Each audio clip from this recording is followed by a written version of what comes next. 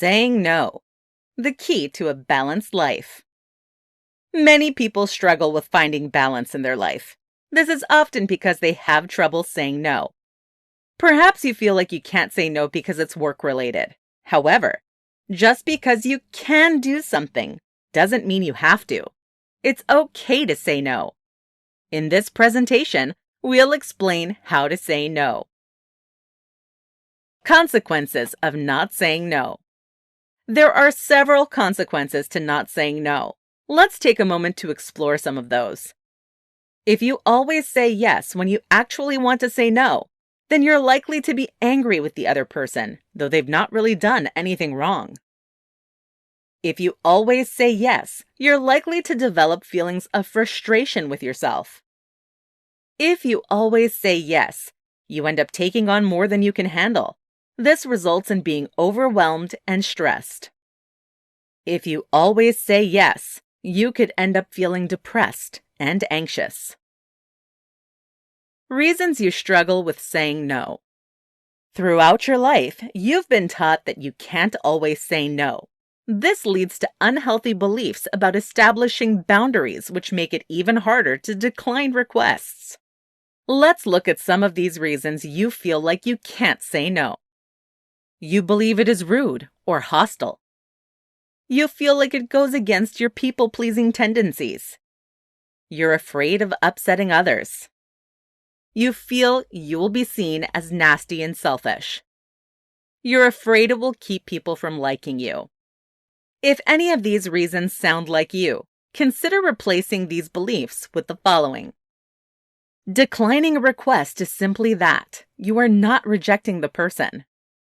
When you agree to a request, you're actually declining another one. Even if your opinions are different, you have the right to share them. Chances are the individual making the request will understand if you say no.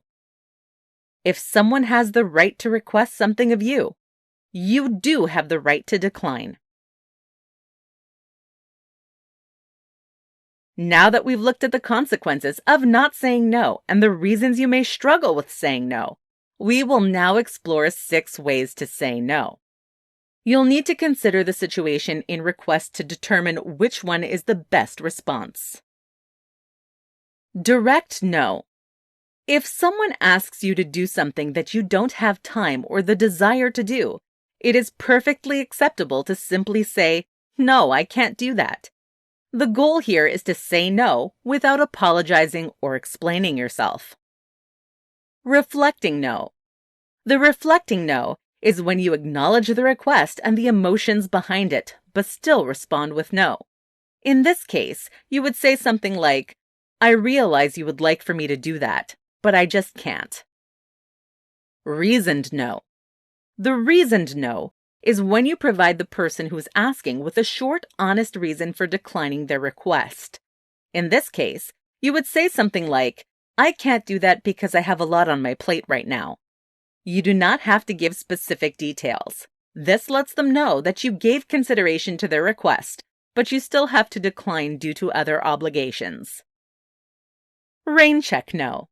The rain check no is not a definite, permanent no. This allows you to decline the request at this time, still allowing you to say yes in the future.